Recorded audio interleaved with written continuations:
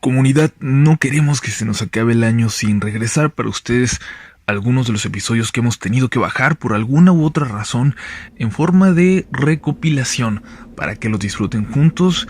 Y es que muchos de ustedes nos los habían pedido de regreso. Algunos duraron unas semanas, meses, alguno por ahí quizás solo unos días, pero aquí tenemos para ustedes los episodios perdidos de Relatos de la Noche.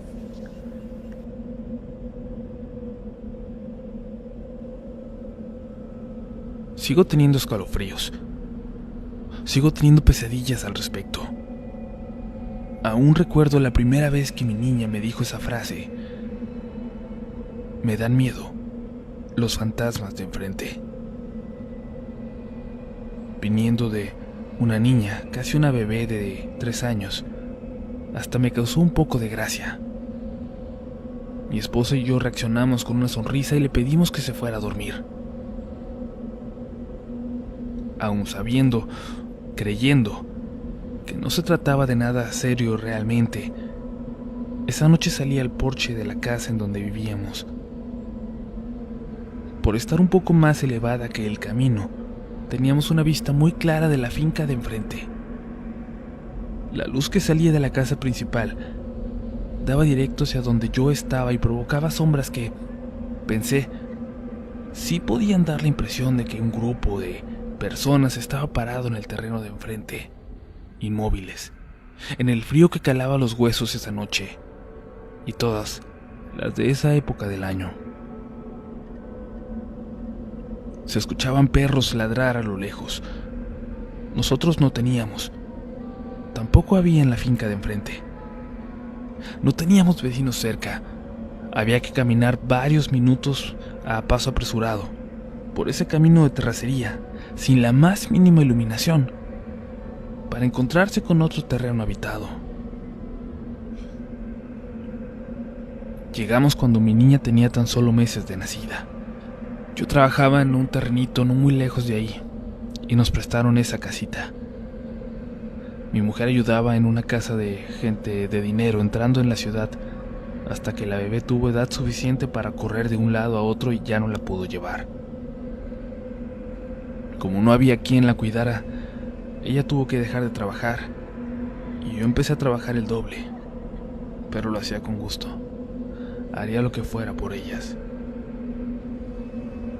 Cuando recién llegamos, en la finca vivía una ancianita, muy amable, que siempre, sin falta, me saludaba cuando yo me iba antes de que amaneciera. Ella siempre estaba barriendo su patio, aunque ya estuviera limpio. Yo te las cuido, mijo. Ve tranquilo. El señor que nos prestó la casa nos dijo que a él la señora siempre le dio miedo, pero la verdad con nosotros solo fue amabilidad y cuidados. Por eso incluso me dolió cuando murió, al año y medio de nuestra llegada. El día que pasó hubo mucho movimiento en su casa, pero a la semana se quedó sola esa finca. Después, eso sí, constantemente llegaban camionetas y luego se iban, pero no se iban todos en ellas. Había un chico bastante callado que se quedaba algunos días y luego abandonaba el lugar. Siempre lo hacía caminando, ya de noche. Creíamos que era su hijo, pero no recuerdo de dónde sacamos esa suposición. Quizás armaban fiestas, porque nunca faltaba la música saliendo de las camionetas a todo volumen. Al poco tiempo, llegó esa frase de nuestra hija. Y ya no pude, por alguna razón, por más que sabía que era su imaginación infantil, volver a mirar con tranquilidad hacia la finca que estaba frente a nosotros cruzando el camino. Entonces volvió a decirlo. En una visita a su abuela pidió quedarse con ella. La dejamos, pero después de unos días le pedía por favor no regresar con nosotros. Le aterraban los fantasmas de enfrente. Últimamente le hablaban. Su abuela intentó que le hablara más al respecto y poco a poco fue explicando a la niña un poco más. Poco a poco iba quedando más claro que no se trataba solo de su imaginación. Aparecían, dijo, cuando llegaba la tarde, cuando se ocultaba el sol, pero los veía ya con toda la claridad, con la luz de la luna, por las noches. Siempre ahí, parados, como si estuvieran pegados al piso, gritándose entre ellos por momentos. Eran tan solo alaridos de dolor y luego empezaron a gritarle a ella, a pedirle ayuda, a pedirle que fuera hacia allá. Entendí entonces por qué ya no salía a jugar, por qué estaba en el patio solo de día, por qué lo evitaba a toda costa en cuanto empezaba a oscurecer. Eventualmente, claro, mi hija volvió a la casa. Justo la noche que lo hizo, llegaron algunas camionetas a la finca de enfrente. Se fueron por la madrugada, supongo. Y la tarde siguiente, apenas se metía el sol, mi niña comenzó a llorar. Le dio fiebre y tuvimos que llevarla al hospital porque pensábamos que se nos moría. Al ir a la ciudad ya de madrugada, luego de que la dieron de alta, nos quedamos con la abuela de la niña, que, bueno, en realidad es una tía de mi mujer. Los dos somos huérfanos desde muy pequeños y a ella la crió su tía. Sin embargo, siempre ha sido como la abuela de la niña. Nos recibió en la casa con gusto y preocupación por mi hija. Toda la mañana siguiente platicó con ella y nos pidió dejarla con ella unos días, comprometiéndose a cuidarla mucho. Tenía algo de lógica que la dejáramos. La abuela tenía carro y vivía mucho más cerca del hospital, así que luego de asegurarnos de que la niña estuviera de acuerdo, aceptamos. 2 días después, la niña aún no quería regresar. Le aterraba tan solo la idea y lloraba si se lo mencionábamos. Entonces fui a visitarlas después del trabajo. Era su 4.º día ahí. Su abuela le pidió entonces que me dijera la verdad. Díselo todo, te va a creer. Me parte el corazón recordarla. Mi niña no dejaba de temblar. Me da mucho miedo la mujer que llegó, me dijo. Yo comencé a sentir una inquietud cada vez más profunda. Una mujer había llegado esa madrugada. Una mujer que lloraba y que gritaba por ayuda. Luego le empezó a llamar por su nombre, Susana. A estas alturas traté de hacer entrar a mi hija en razón.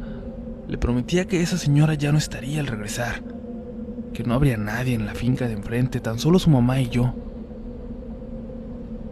Pero no la convencí, al contrario. Comencé a discutir con su abuelita, que me insistía en que tomara más en serio todo lo que me decían, pero yo no hice más que molestarme porque sentía se estaba metiendo ya con mis decisiones, con mi forma de educar a mi hija. Ese día estuve a punto de llevármela a la fuerza, pero gracias a Dios algo me detuvo. Gracias a Dios. Regreso el fin de semana por ti, le dije, y me fui furioso del lugar. Tomé el transporte que me llevaba hasta el camino, a unos 25 minutos de mi casa. Algo que al día de hoy no logro explicar. Me comenzó a aterrar. Comencé a temer por mi niña, por su abuela, por mi mujer sola en casa, por mis compañeros de trabajo.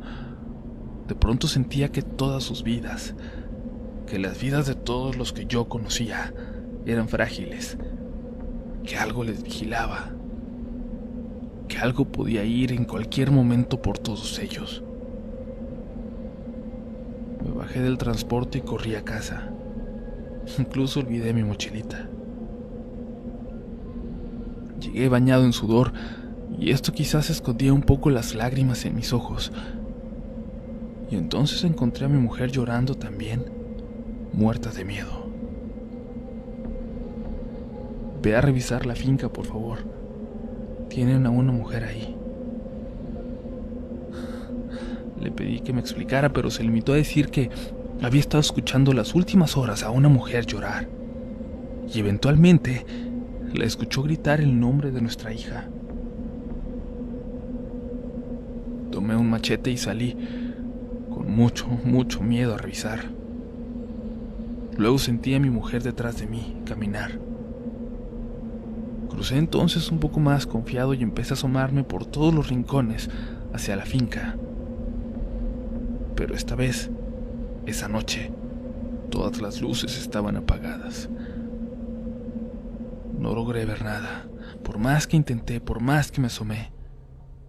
Lo único que se escuchaba, como siempre, eran esos ladridos a lo lejos, en otros ranchos que no eran habitados por el terror, como este. Regresé a casa. Mi mujer me esperaba en la recámara. No podía dejar de llorar. Le juré que no había nada afuera. Y ella lloró. Lloró hasta quedarse dormida y yo tan solo me quedé cuidándola. Mientras lo hacía, me empecé a preguntar si en realidad había sido ella la que estaba detrás de mí, o si eso que había sentido caminando a mis espaldas había sido otra cosa. Había sido quizás la mujer que llamaba a mi hija. Aunque no vi nada, supe en mi corazón que no podíamos seguir ahí. Encontramos a los pocos días un cuartito en una colonia cercana entrando a la ciudad. Yo de verdad disfrutaba mucho del campo, de vivir ahí, pero desde entonces y hasta la fecha pude apreciar la comodidad de vivir en una vecindad, de no sentirte solo y desamparado por las noches, a la merced de las ánimas atrapadas en los caminos. Hay 3 cosas más que debo contarles, 3 cosas que son lo que más me aterra de esto. Primero, un sueño. Un sueño donde veía desde mi antigua casita un montón de figuras paradas en la finca, mirando hacia nosotros. Figuras inmóviles que solo observaban confundidas hacia el camino. Me mata de miedo ese recuerdo y es que, vaya, años después, reconocí esa finca, la de enfrente, en los noticieros. Se descubrió que había funcionado como un lugar de estos donde desaparecen cuerpos, víctimas del crimen organizado. Ácido.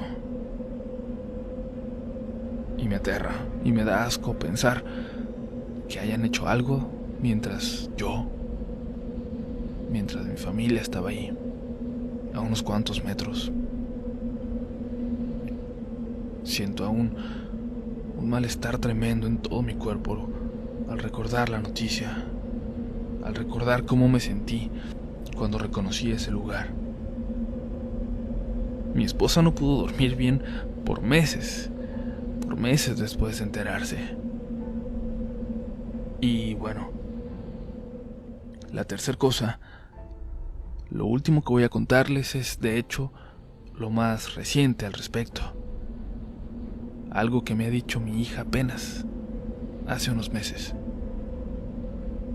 Ella recuerda bien esas noches de horror, todo ese infierno que vivimos.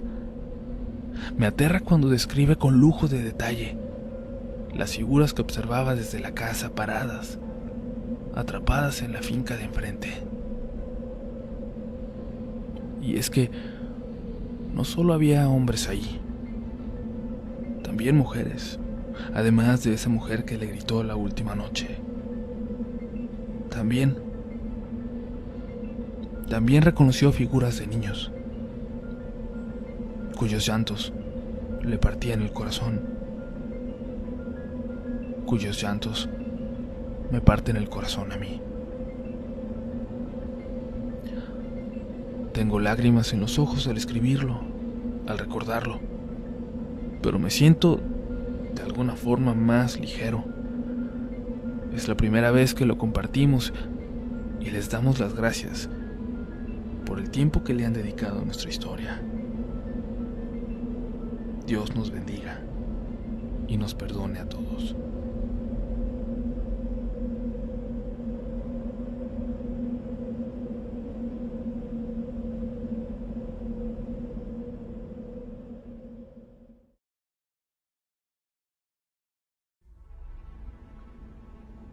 Buenas noches a toda la comunidad.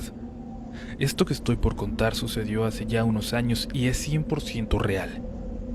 Estuve tentada a compartirlo antes en otros canales relacionados a estos temas sobrenaturales, pero nunca me daba el tiempo o simplemente lo olvidaba. Cuando entré a este canal tuve ese clic para saber que era aquí donde debería estar mi historia. La escribo en 2 partes por 2 motivos. Es un relato largo y la cosa o ser del que hablo aún está presente, aunque quizás no tan activo como antes. Cada que lo menciono, es un dolor horrible de espalda, como si lo estuviera cargando. Mi nombre es Phoebe y vivo en Coacalco, Estado de México. Hoy tengo ya 26 años, pero en mi adolescencia tuve lo que es hasta ahora la experiencia más aterradora de mi vida. Cuando tenía 13 años, no era muy fuerte de carácter. Me enojaba fácilmente hasta llegar al punto de golpear a la gente. Esto se le fue saliendo de las manos a mi mamá, ya que al ser madre soltera no siempre estaba conmigo durante estos ataques de furia, ya que siempre estaba trabajando. Mi tía y mi abuelita, sin embargo, eran testigos de cómo me ponía cada vez que tenía problemas. Una noche en la que me regañaban por algo que hice en la escuela, me fui a acostar bastante enojada. Recuerdo que apagué la pequeña lámpara de noche que había junto a mi cama. Me tapé las piernas con mis cobijas y me quedé sentada pensando en lo que mi madre me había dicho. De repente, sentí claramente cómo mi colchón comenzaba a hundirse lentamente en la parte de los pies, como cuando alguien sube a gatas a la cama. Mi cuarto estaba totalmente oscuro, por lo que no veía absolutamente nada de lo que podía estar subiendo y realmente no quería verlo. No tenía mascotas, así que era claro que no podía ser algo normal. La presión del colchón fue subiendo hasta que pude reaccionar e intenté estirarme para encender mi lámpara. Y entonces fue cuando sentí que algo o alguien se acostaba sobre mí. Fue la primera vez que experimenté eso que algunos llaman la subida del muerto, pero aunque esto tiene un debate científico sobre las emisiones cerebrales que lo provocan, puedo decirles que aún hoy, que tengo un poco más de conocimientos en psicología, no puedo explicar cómo una respiración estaba en mi oído, cómo cuando intentaba rezar no podía y cómo el peso de eso aumentaba. Primero comencé a insultarlo, ya que así había escuchado que ahuyentas a los espíritus o ese tipo de cosas, pero al sentir aún más la presión sobre mí, solo comencé a llorar y a querer rezar, pero no me salía ningún sonido de la boca. Quise llamar a mi mamá y tampoco pude. Solo alcanzaba a escuchar su risa mientras veía un programa en la televisión. De repente sentí cómo esa presión me abandonaba y algo se bajaba de mi cama, por lo que di el grito más fuerte que se puedan imaginar. Fue tan fuerte que incluso mis vecinos tocaron para ver qué había pasado o si necesitábamos ayuda.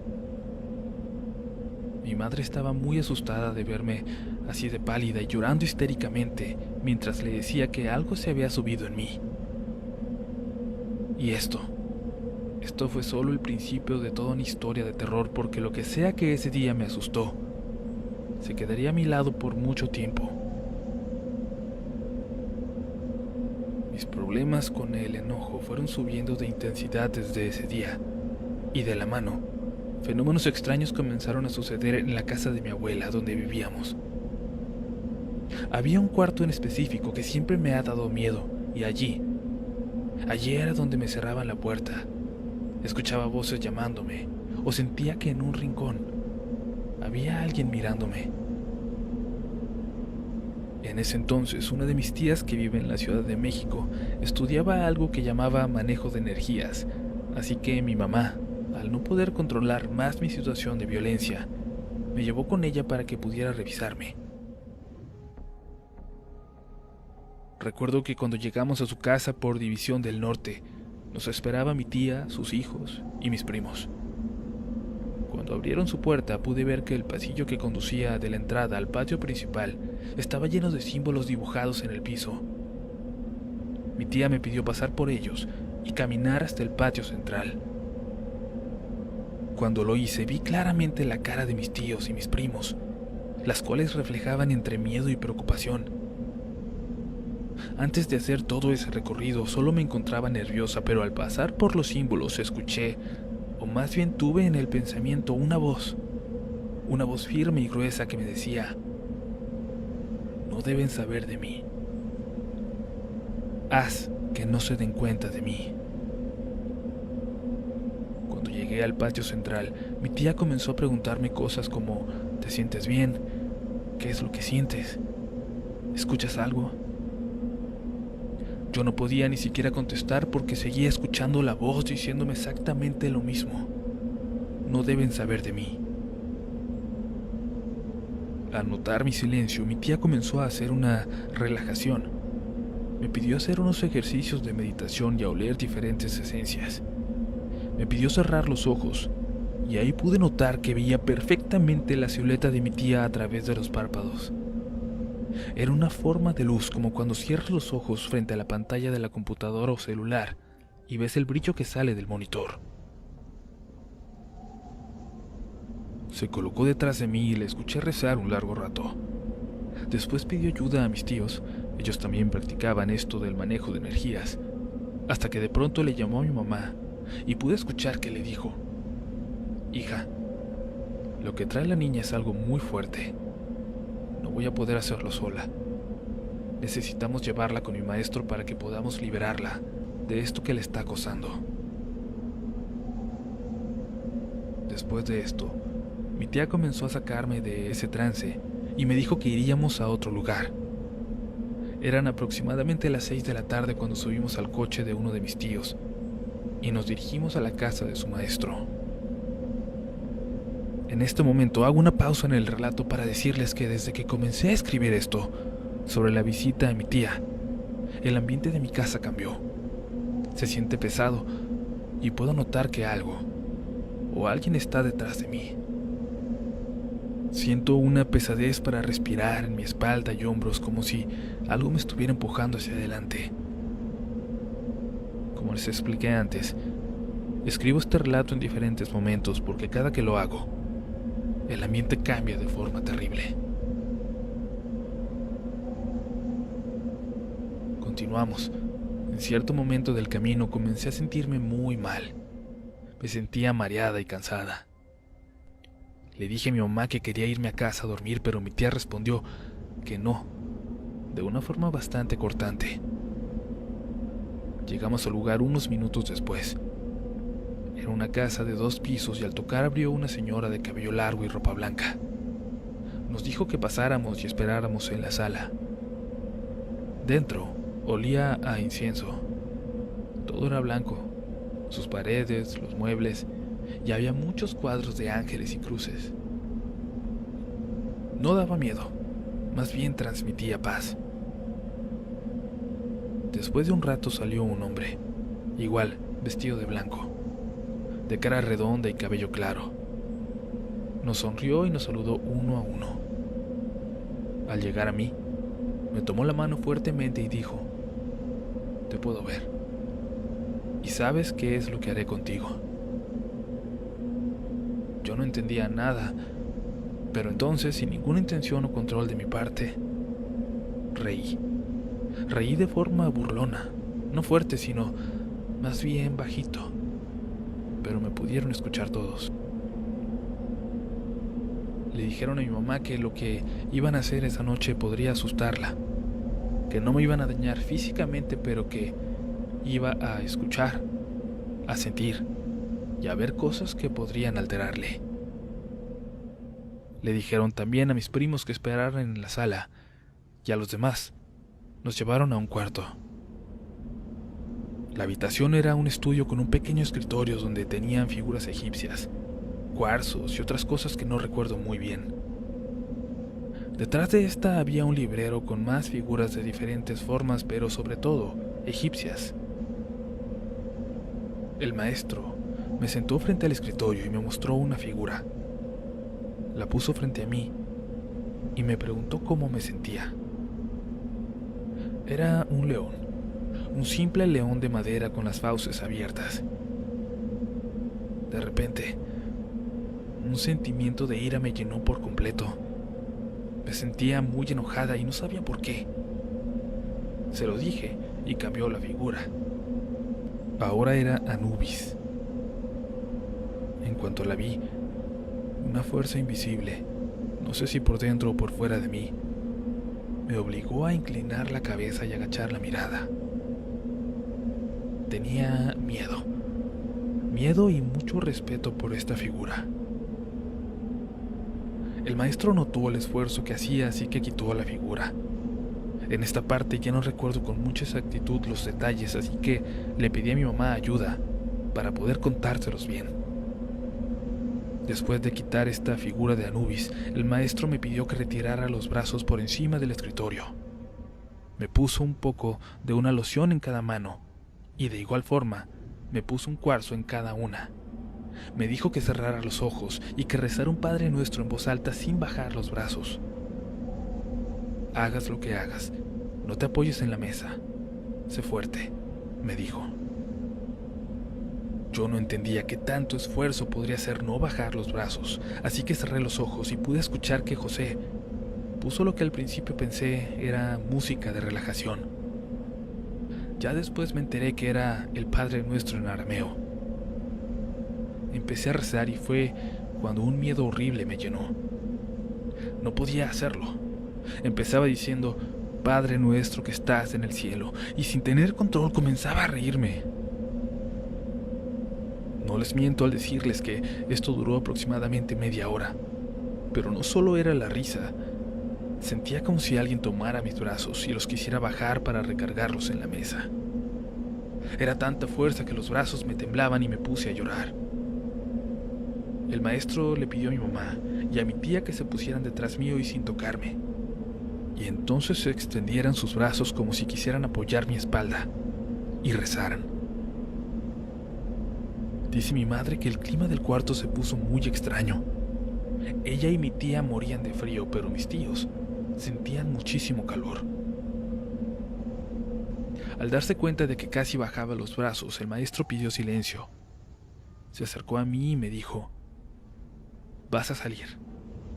Es mejor que lo hagas fácil. Me pidió abrir los ojos, y ahí fue cuando noté que en mis brazos estaban perfectamente marcadas las manos de algo con dedos muy largos. Me pidió de nuevo que cerrara los ojos y que le dijera si sentía algún tipo de dolor, ya que intentaría sacar a este ente con otra cosa. Sacó una daga. Honestamente no recuerdo si dijo el nombre de esta.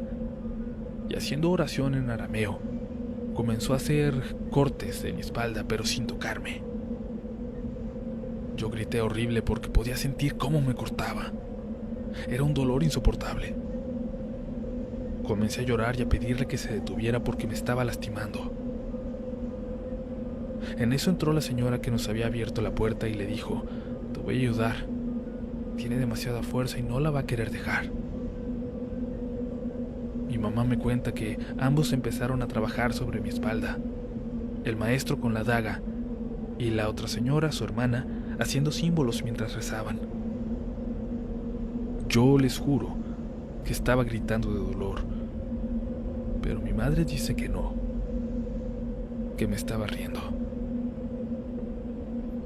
Trabajaron por mucho tiempo en mi espalda. La hermana del maestro me sostenía de la cabeza mientras escuchaba a todos rezar. Ya no solo era él y su hermana, sino que se les unieron mis tíos y mi mamá. De pronto pidió silencio a todos. Me pidió a mí abrir los ojos y cuando lo hice me di cuenta de que el escritorio que antes había estado frente a mí, literal a centímetros de mi cuerpo, ahora estaba totalmente estrellado en el librero. El maestro estaba frente a mí y yo me sentía extremadamente cansada. Tenía lágrimas en el rostro y las uñas se habían clavado en las palmas de las manos. Dijo: perfecto, está débil, vamos a sacarlo. Después su hermana trazó en el piso una estrella que ellos llamaron el símbolo de Metatron. Pusieron alcohol y le prendieron fuego. Recuerdo esta parte tan perfectamente porque me impresionó muchísimo. Me pidió que entrara a la estrella. Me dijo que no me quemaría el fuego. Dudé un momento, pero no tenía el valor de negarme, así que lo obedecí. Cuando entré, el fuego que antes había sido azul y bajo, subió exageradamente y se volvió naranja. No me quemé en absoluto, pero me asusté muchísimo. De nuevo me pidieron rezar un Padre Nuestro y al fin pude hacerlo, seguido de un Ave María. El maestro empezó a rezar en arameo y señaló hacia arriba. Con un movimiento fuerte y brusco bajó la mano tronando los dedos hasta el piso en 2 ocasiones en cada lado mío. Después de hacer algunos símbolos en el aire me pidió sentarme. Y yo me sentía, se los juro, como si me hubieran atropellado. Me dolía todo y moría de sueño. Me explicó que cuando un bebé nace llega con una protección que evita sus recuerdos y todo aquello que aprendió como ser de luz, y además ayuda a que la envidia, las malas energías, no afecten al pequeño. Pero entonces llegan bebés que no la tienen, que no tienen una defensa contra la mala energía y que absorben todo. Esto último, según él, fue lo que pasó conmigo. Yo carezco de dicha protección y atrapé en mi energía a un ente oscuro, el cual se empezó a manifestar con la violencia que tenía. Me dijeron que los demonios habitan en una oscuridad y cuando llega alguien sin protección es como si prendieran una luz. Los atrae y quieren salir por ella. ¿Recuerdan que les dije que cuando tuve el primer contacto con el ente, vivía en casa de mi abuelita? Pues bien, déjenme terminar de relatar esta experiencia desde aquí, el mismo cuarto donde me pasó. Y es que no solo viví aquí mi primer contacto, sino que también tuve un encuentro cara a cara con el ente. Después de aquella noche, el maestro me entregó un cirio dorado con muchos dibujos y mi nombre en él. Juro mandarles fotos, pues aún lo tengo. Me dijo que sería mi protección durante los baños de purificación y que debía prenderlo todas las noches durante el reposo de estos. Ese día nos regresamos todos a casa de mi tía. Dormí como hace mucho no lo hacía, y al día siguiente, mientras me cambiaba, mi mamá notó que en la espalda tenía arañazos y mordidas, además de varios moretones. Ya en casa de mi abuelita planeamos lo de los baños, última parte del ritual que nos había pedido el maestro que siguiéramos. Los 3 primeros eran los de liberación, es decir, terminaría de sacar lo que quedaba de toda esa energía negativa. Así que debía poner a remojar toda la noche 1 kilo de ajos. Me bañaba normal y después me untaba con azúcar y limón en todo el cuerpo para enjuagarme con el agua de los ajos.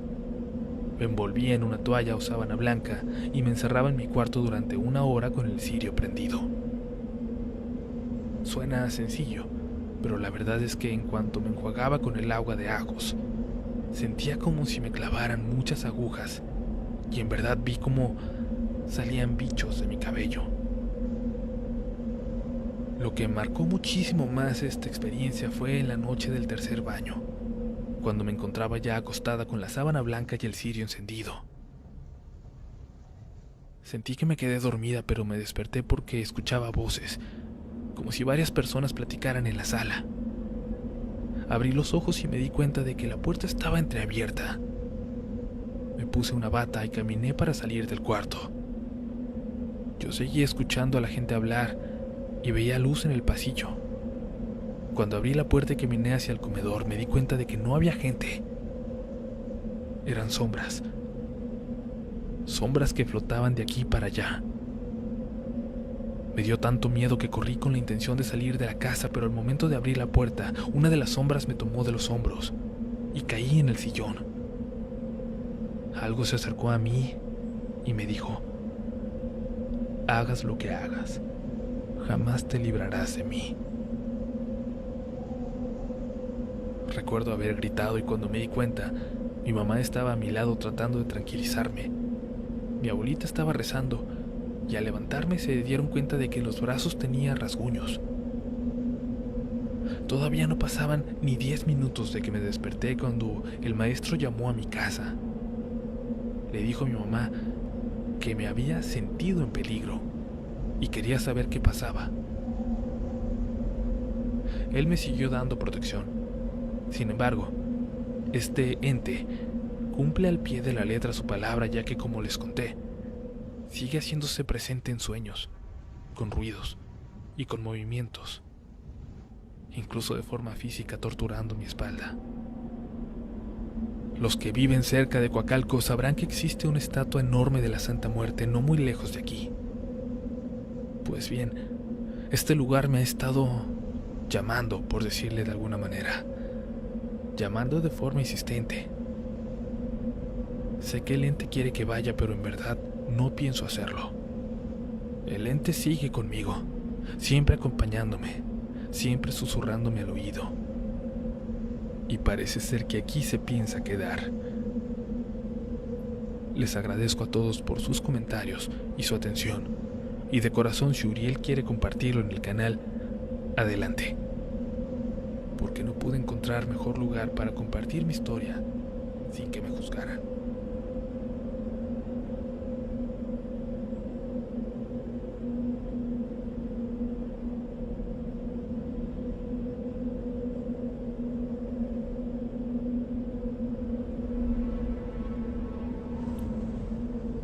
Muy buenas noches, amigos de este canal.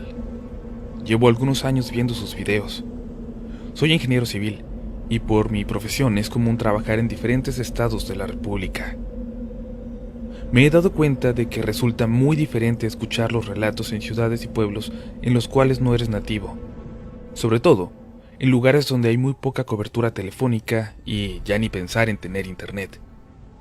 Por eso, comencé a descargar algunos de los relatos antes de acudir a las visitas de campo. Hace algunos años, la empresa donde trabajo inició un proyecto en el cual mis compañeros y yo brindábamos seguimiento a algunos contratos de construcción y mantenimiento de carreteras, por lo cual nos encontrábamos distribuidos por varios estados de la República. En el caso de un par de compañeros, Osvaldo y Alejandro, les tocó junto a mí verificar los trabajos a desarrollarse en los estados de Morelos, Guerrero y Oaxaca. Si alguna de las personas que escucha esta historia trabaja en el medio de la construcción, sabe que la gente que te encuentras en obra es, por lo general, personas de un carácter fuerte y que no se impresionan con facilidad. Un sábado, después de terminar las actividades laborales, mis compañeros y yo nos encontrábamos cerca de los límites de Guerrero y Oaxaca, por lo que resultaría muy complicado regresar a la Ciudad de México. Decidimos de común acuerdo pasar el fin de semana cerca de esa zona. Como saben, la situación en el país no permite que la gente esté en los caminos después del anochecer, pero al estar en un lugar muy cerca de la playa, decidimos aventurarnos e ir a probar la comida de la región. En aquel momento nos encontrábamos en una comunidad diferente a la que estábamos hospedados, ya que decidimos acudir a una población aledaña en la que nos habían recomendado pasar a comer. Alrededor de las 6 de la tarde nos encontrábamos en el camión ya de regreso, y en algún momento Alex, quien tenía poco de haber salido de la escuela, fue el primero en reconocer que ya nos encontrábamos cerca de la población donde estaba nuestro hotel. Calculamos que a unos 4 kilómetros. Alex propuso bajarnos del camión y terminar el trayecto a pie, ya que en esas regiones la carretera se encuentra ubicada relativamente cerca del mar. Para ser honesto, no me pareció mala idea, por lo cual le solicitamos al chofer que nos permitiera bajar en la siguiente parada. El chofer nos advirtió: «Jóvenes, ¿seguros que se quieren bajar en esta zona?» «Claro, ya está cerca el pueblo, ¿no?» «Sí, a unos kilómetros». Notamos que el chofer dudó en abrir la puerta, pero ante nuestra insistencia, accedió. Ya estando en un costado de la carretera, Alejandro propuso que nos internáramos en un sendero que conducía al mar. Y es que desde nuestra posición era posible observar el azul del mar, y bueno, ¿quién podría tachar aquella como mala idea, cuando cada quien tenía unas cervezas frías por beber? Alcancé a escuchar cómo el chofer se quejaba de lo tontos que son los turistas mientras cerraba la puerta. Comenzamos nuestro camino en dirección al mar. Recuerdo claramente que era un camino lleno de maleza a los costados, hierba como de 1 metro de altura cercando los bordes, y el suelo era una mezcla de arena con piedras de diferentes tamaños. En él, a lo mucho podrían caminar 2 personas juntas, por lo que en ese momento caminábamos en fila. Recuerdo que el sendero tendría alrededor de 300 metros para llegar a la playa. Eran cerca de las 6:30 de la tarde, y aún siendo esta hora, con el horario de verano, se alcanzaba a ver con claridad. Después de andar tan solo alrededor de 100 metros, escuché lo que me pareció el grito de una mujer en la profundidad de la maleza. Pero al ver que mis compañeros no se habían inmutado, decidí continuar sin decir nada al respecto. A los pocos pasos, volví a escuchar un grito, proveniente de la selva que nos acechaba. Pero en esta ocasión, Osvaldo, quien es una persona de unos 50 años y de un carácter muy fuerte, se detuvo tratando de escuchar. Alejandro, con voz entrecortada, preguntó si habíamos escuchado algo, pero ninguno de los dos respondimos a su pregunta. No queríamos hacer sonido alguno. De repente, una oscuridad comenzó a apoderarse del sendero y fue clara la forma en que la luz, que aún quedaba, desaparecía de manera sospechosa, como si el tiempo hubiese avanzado de manera acelerada y la oscuridad de la noche comenzara a ganar terreno al día de forma brusca e inquietante. De repente, de forma muy clara, se escuchó el grito aterrador de una mujer proveniente de la selva que nos rodeaba.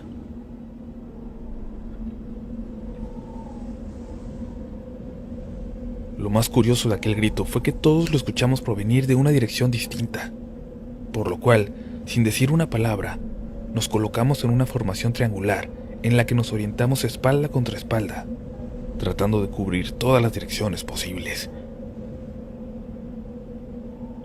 Desesperados, observamos cómo la hierba que había alrededor comenzaba a agitarse de manera violenta, muy similar a cuando un animal camina entre la maleza. Y cada vez se escuchaba más y más cerca de nosotros.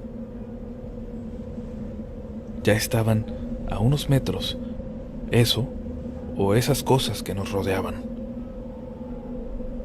Era claro que la hierba a nuestro alrededor no dejaba de agitarse, mientras escuchábamos cómo algo se movía ahí.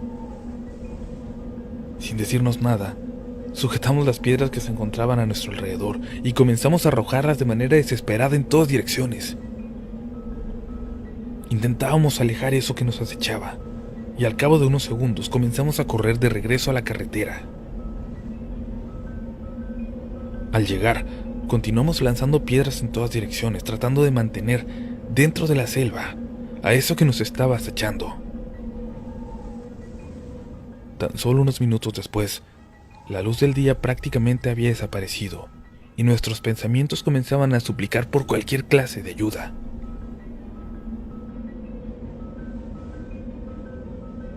De repente Alejandro nos indicó que le parecía escuchar un carro acercarse, y no se equivocaba. Entonces observamos a un taxi de aquella región y nos paramos sobre el camino. El pequeño carro, que si no mal recuerdo era un Tsuru, se detuvo algo brusco y nos preguntó si necesitábamos ayuda. Le dijimos que requeríamos llegar al siguiente pueblo, en el que nos estábamos alojando, pero obtuvimos una negativa. El taxista nos dijo que nos llevaría a la población a la cual él pertenecía, ya que iba de regreso a casa. Le ofrecimos entonces un pago muy superior a la cuota que normalmente cobran en ese trayecto, y el chofer de mala gana aceptó, pidiéndonos como condición llenar el tanque de su carro, y no dudamos en aceptar en ese momento. Ya en el camino nos dijo: ¿qué clase de locura los hizo tomar esos caminos a esta hora? Ustedes, los de fuera, no se toman la molestia de preguntar por las costumbres de la región. Yo intenté contestarle: es que no pensaban que, interrumpió. Recuerden bien esto, señores: a donde fueres, haz lo que vieres. Mientras escuchábamos al taxista, Osvaldo no dejaba de voltear hacia atrás, mientras Alejandro se mantenía sumergido en sus pensamientos. Y entonces le pregunté al conductor por qué se estaba mostrando reacio a llevarnos. Miren, en el lugar en el que los encontré, han habido personas desaparecidas o peor. El taxista nos pidió como condición el tanque lleno porque no se atrevía a cruzar por ese camino nuevamente, porque ya lo habían visto y seguramente lo estarían esperando, por lo que tendría que realizar un rodeo de decenas de kilómetros para volver a casa. Pero, ¿quién o qué lo había visto? Ya no nos atrevimos a preguntar. No sabemos nada de eso que nos acechó y que parecía haber ido por nosotros. Ninguno de los tres hizo más preguntas al respecto. Y es que personas como nosotros estamos acostumbrados a vivir en zonas urbanas en donde las leyendas y las historias de los lugares han sido olvidadas con el paso de los años. El proyecto continuó. Nosotros realizábamos recorridos con una duración semanal, por lo cual nos alojábamos en diferentes ciudades de Morelos, Guerrero e inclusive algunas ocasiones en Oaxaca. Después de lo sucedido, intentamos enterrar el tema y no hablar más al respecto de lo acontecido. Sin embargo, Osvaldo comenzó a tener sueños muy extraños que poco a poco fueron denotando que no se encontraba nada bien. En la semana posterior al incidente decidimos continuar con nuestras labores de manera habitual, pero había detalles que nos recordaban lo sucedido, siendo lo más notorio el sentirnos permanentemente al acecho de algo cuando caminábamos por la calle. Ya de regreso en la Ciudad de México y como parte de nuestras actividades, teníamos que generar informes. Para nuestra suerte, una noche hubieron modificaciones de último momento que nos hicieron quedarnos hasta altas horas de la noche para terminarlos. Nos encontrábamos en el piso superior del lugar.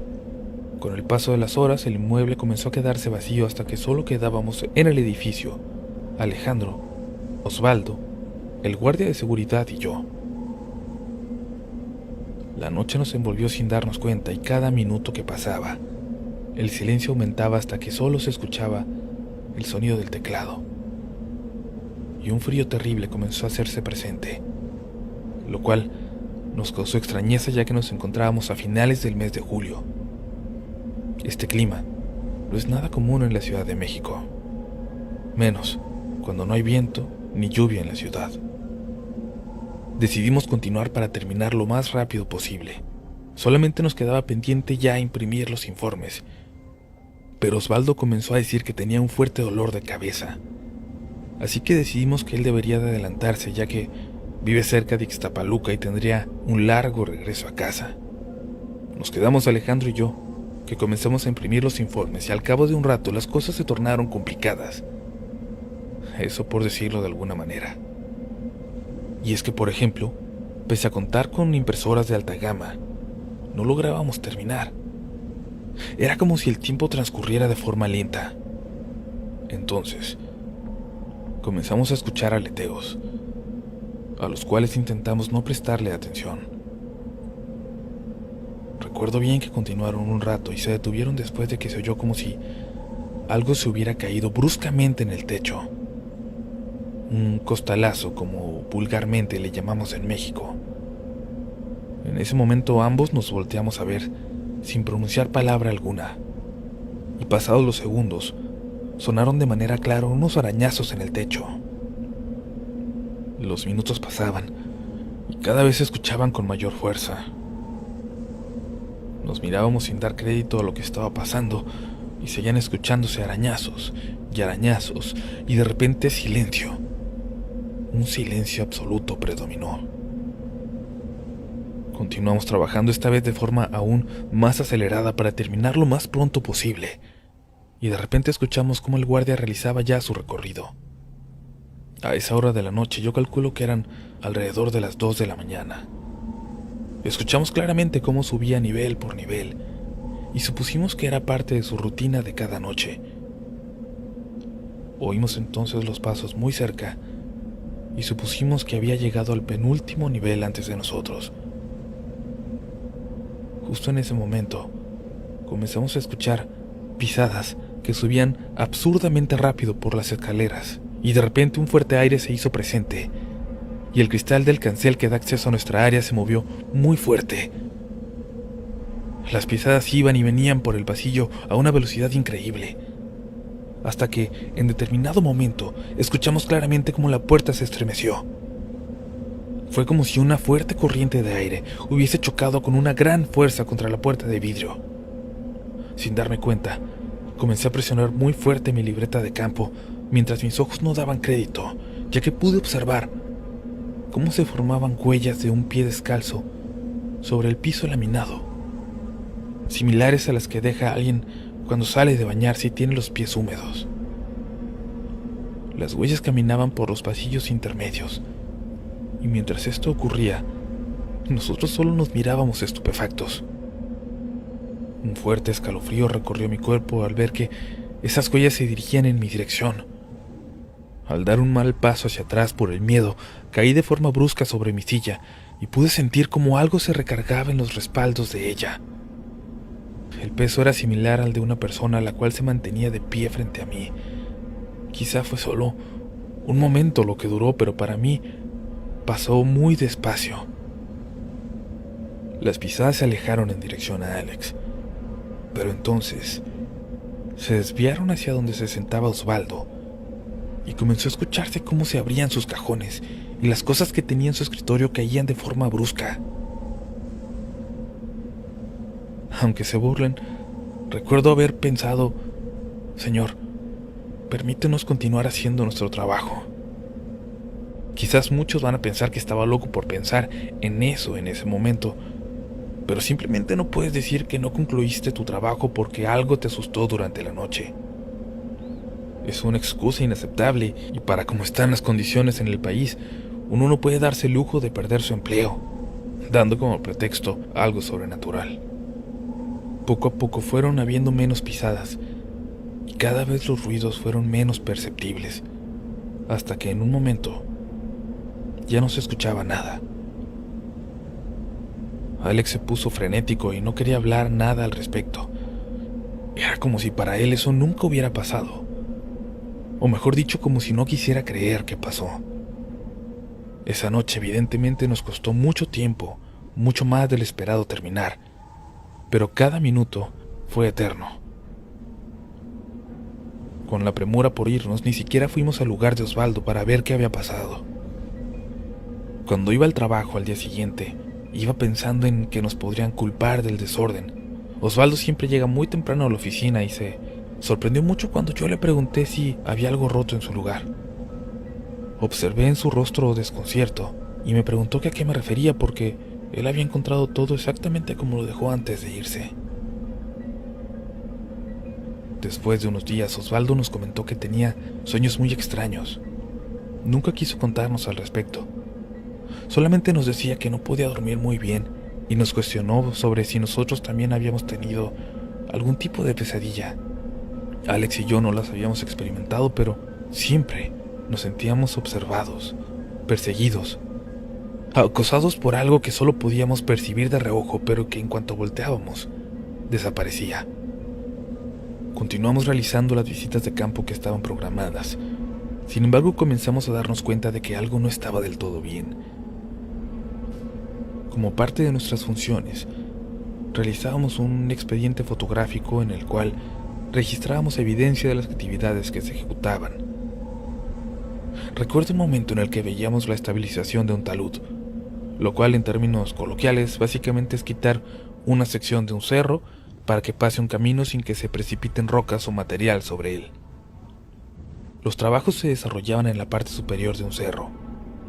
Al observar las fotografías obtenidas, nos llevamos una enorme sorpresa al insertar las fotos en uno de nuestros informes, ya que apreciamos una forma desconocida. Algo que parecía pasar volando por encima del lugar en donde se realizaban los trabajos. En la empresa colaboran biólogos, a quienes preguntamos si ellos podían reconocer la cosa o el animal que aparecía en la foto, pero respondieron de forma negativa. Por su parte, Osvaldo continuaba presentando sueños extraños en los que era devorado por diversas bestias. El sueño más recurrente era verse a sí mismo en el mar mientras observaba lo que él creía era la playa a la cual nos dirigíamos en aquella ocasión y que nunca llegamos a ver. En el sueño era acechado por un tiburón que poco a poco se iba volviendo más y más grande, hasta que en cierto momento lo atacaba, y es cuando él despertaba. Al hacerlo muchas veces no reconocía el lugar donde se encontraba. Era como si despertara completamente desorientado, como si eso que provocaba los sueños buscase apartarlo de ahí. Y todas estas pesadillas parecían empeorar cuando nos alojábamos en las poblaciones cercanas a la zona en que nos encontró el taxista. Hace poco nos encontrábamos en una visita de obra y Osvaldo decidió retirarse de forma anticipada. Lo único que nos dijo es que le había salido una emergencia y regresó rápidamente a la casa de sus padres. Fue algo que nos tomó absolutamente por sorpresa, ya que él no es la clase de persona que deja las cosas sin terminar.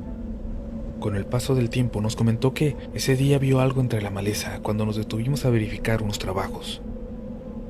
Nunca logramos convencerlo de que nos dijera qué fue lo que vio. Solamente nos dijo que no se sentía bien y que necesitaba regresar a casa inmediatamente. Días después, cuando lo encontramos en la oficina, lo notamos diferente, cansado, pero definitivamente la expresión de su rostro había cambiado. Era como si fuera saliendo de haberse enfermado gravemente. Nos comentó que tuvo que regresar a casa de sus padres, que de alguna forma sentía que debía estar ahí. Ya por la noche trató de buscar la oportunidad de hablar con su mamá de lo que le estaba pasando, de lo que estaba ocurriendo. Sin embargo, el sueño le venció y se quedó dormido en un sillón en la recámara de sus padres. Ahí, poco a poco, el sueño fue consumiéndolo nuevamente y de repente se encontraba ya en el medio del mar, flotando sin rumbo, mientras buscaba la aleta que en tantas ocasiones lo había hecho sentir ese terror. En aquel momento su madre entró en la habitación, según le dijo después, y observó atónita cómo Osvaldo daba de puñetazos al aire y gritaba insultos y groserías. Ella le dijo que trató de hacerlo reaccionar, de despertarlo. Le gritaba su nombre con fuerza, pero él no abría los ojos. Desesperado lo rodeó, sin embargo, él, de forma inesperada, dirigió su ataque hacia ella. Su madre comenzó a pedir a Dios que ayudara a alejar ese mal que acechaba a su hijo. Y poco a poco, fue bajando los brazos hasta que, de un momento a otro, despertó y se vio abrazado por su madre. Puede sonar cursi toda esta escena, pero les aseguro que Osvaldo para nada es el tipo de persona que demuestra sus sentimientos, y mucho menos que hable de su familia. Las cosas se calmaron por un tiempo, pero por alguna razón no dejábamos de sentirnos observados. Incluso recuerdo que una de las últimas veces que nos hospedamos en Chilpancingo, al entrar a la ciudad, pudimos sentir cómo nuestro estado de ánimo cambió de forma repentina. Era una sensación similar a cuando caminas cerca de un perro que sabes que te puede atacar en cualquier momento. En ese momento le comenté a mis compañeros que tenía un mal presentimiento, y para mi sorpresa, ambos concordaron y dijeron que se sintieron de manera similar. Hasta hoy, sin embargo, parece que no pasa de tener este tipo de sensaciones.